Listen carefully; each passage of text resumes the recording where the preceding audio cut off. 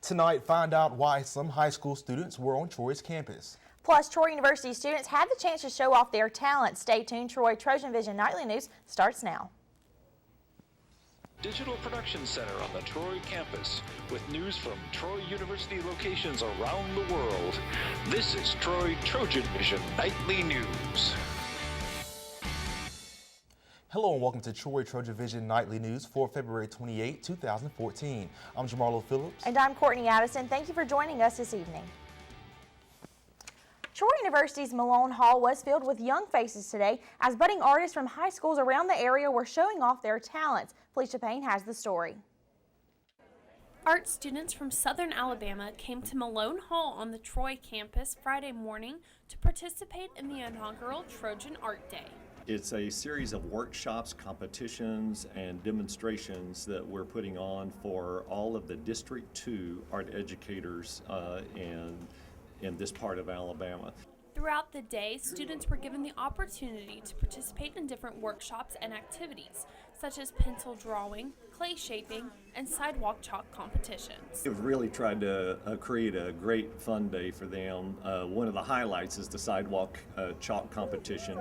Each school, they could have up to 7 members on that team. They are up right now. They have 2 large sections of sidewalk.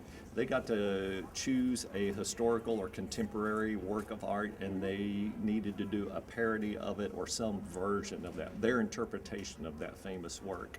Percy says that he hopes that an experience like Trojan Art Day allows high school students to learn about art and that there are opportunities to pursue art in college. For some of those kids in our rural areas, they don't even realize that a career in the arts is possible, that you could make a living doing something creative, and there are hundreds of arts-related careers. So one of the major reasons is we want to open their eyes to those possibilities. Students who participated in the event said that it has many benefits, from exposure to different types of art to growing as a team.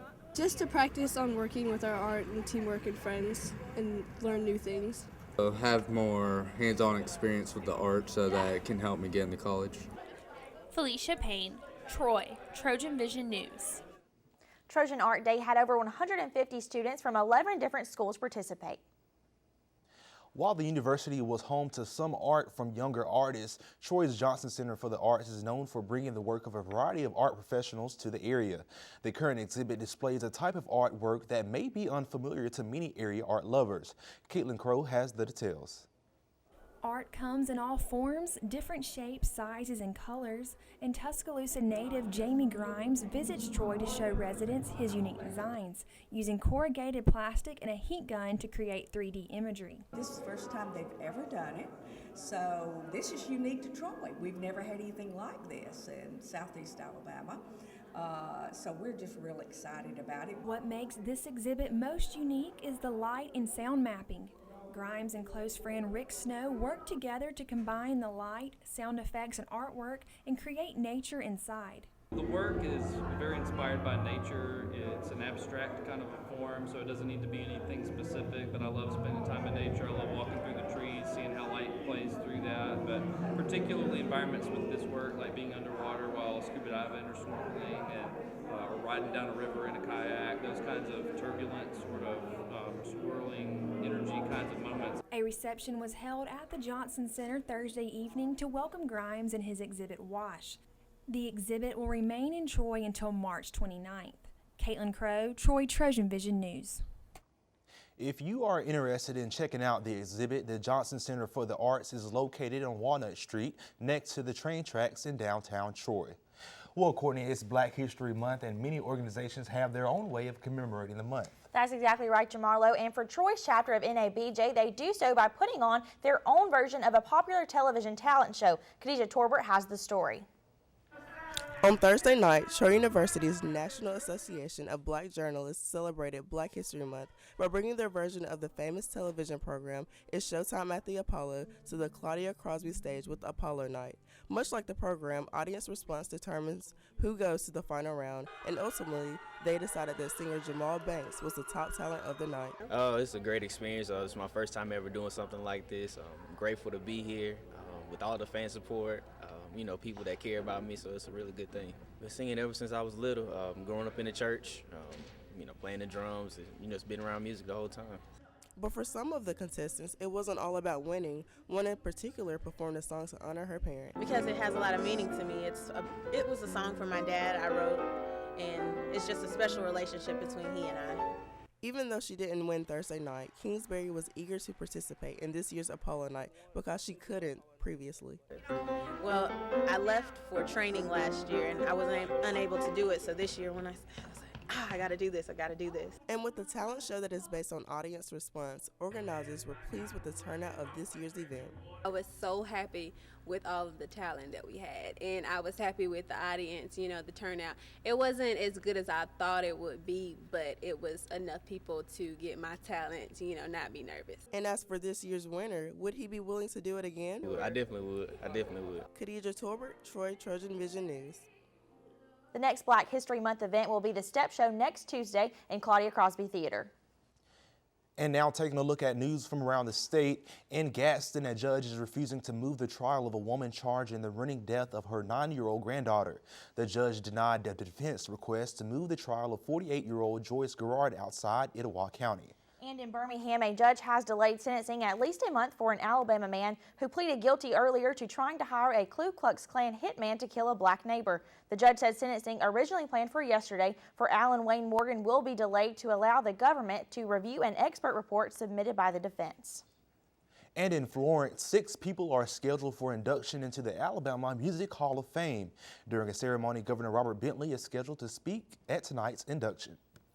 And still to come on TrojanVision Nightly News, the men's basketball team was in a close contest last night in Trojan Arena. Danielle Percival will have a recap of that game ahead in sports. Now Danielle Percival joins us with sports. So Danielle, there's been lots of Trojan athletics going on over the past week. The men's basketball team was actually in action last night. How'd that game turn out for them? Well, Courtney, it was a very close contest. It didn't turn out with the right Trojans or the Trojans that Troy fans are cheering for coming out on top. But one Troy team, the softball team, was actually in action earlier today. We've got an exciting victory to get into first. The Trojan softball team hit the road for the Eagle Classic, and they have 2 contests today. First up, the Trojans took on former Sunbelt rival Middle Tennessee State and had an exciting walk-off victory, 5-4. The Trojans trailed 3-0 after 3 innings, but picked up 2 runs in the 4th. Troy then trailed 4-2 entering the bottom of the 7th, but a bases-loaded walk put a run across for Troy. The Trojans then tied the game on a fielder's choice by Michelle Moore, and the walk-off single came off the bat of Erica Davis, driving in Mackenzie Kaler. The Trojans also faced Georgia Southern this afternoon. The Trojans lost a close contest 4-3 last weekend to the future Sunbelt foe. So far in the rematch, the Trojans have the lead 2-1 in the top of the 7th. Well, it gets you so far. For the Trojan men's basketball team, they came close Thursday night, but it was the other Trojans of the Sunbelt who came out of Trojan Arena with a victory. Troy had the opportunity Thursday night to better its chances of making the Sunbelt Conference tournament, but a slow start and a sloppy finish gave the Trojans of UALR the 62-55 victory at Trojan Arena. That was a disappointing loss because we squandered away a terrific opportunity, particularly with Texas State and South Alabama losing tonight, and us being at home. It's a game we needed to get, and I was puzzled at how we came out to start the game. I saw it a little bit in practice yesterday. I thought I didn't think we were as sharp as we needed to be. I didn't see the kind of enthusiasm that you needed from a team that's fighting for its life, and I thought it carried over into tonight's game. Troy never led in the game, but did pull within 3 late in the contest. But after getting so close, the team had several empty possessions that proved costly. We had back-to-back turnovers after we had cut the lead to 3, and just playing too fast and just trying to make something happen. We had to go to a small lineup because they had gone to a small lineup. And you would think when you're small like that, with 4 guards on the floor with 1 big guy, you wouldn't turn the ball over. But we turned it over both halves, and those turnovers that you mentioned there were the costly possessions. Tevin Calhoun led Troy with 16 points in the game, but fouled out with 7.5 minutes to go. Cunningham said he kept him in the contest because he believed Calhoun was a crucial piece to Troy's chances of winning. Tevin was good tonight. He was good. I thought he was probably the only player who from start to finish was pretty consistent on both ends of the floor. And then when he fouled out, I thought he fouled out on a couple of really touch fouls, I might add. But But when he went out, that took away the one guy who was scoring around the basket for us. The men will be back on the road at Louisiana Monroe tomorrow for an early game. Tomorrow's game is slated for a 4 o'clock tip. The women will also be in action in Monroe over the weekend. The Trojans suffered an 83-72 defeat when the Warhawks were in town earlier this season and will look to even the series for the year. The Warhawks are currently 6-9 in the league, while Troy is 7-8. The Trojans are currently in 6th place with 3 games remaining before the conference tournament. The women are set for tip-off at 2 Saturday afternoon, with the men's game to follow. And the Trojan baseball team has their first road series of the year this weekend in what's become a good series over the last few years. The Trojans will be in action at Southern Miss this weekend.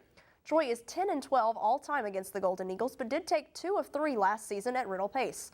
Troy enters at 6-3, while the Golden Eagles are 4-5, coming off a pair of midweek wins against Alcorn State and Alabama. The pitching for the Trojans is what will be projected as the starting rotation, with Tanner Hicks on the mound Friday night, Shane McCain getting the nod in Game 2 on Saturday, and Will Starling taking the hill on Sunday. But pitching isn't what has head coach Bobby Pierce concerned. The quality of our at-bats has been terrible.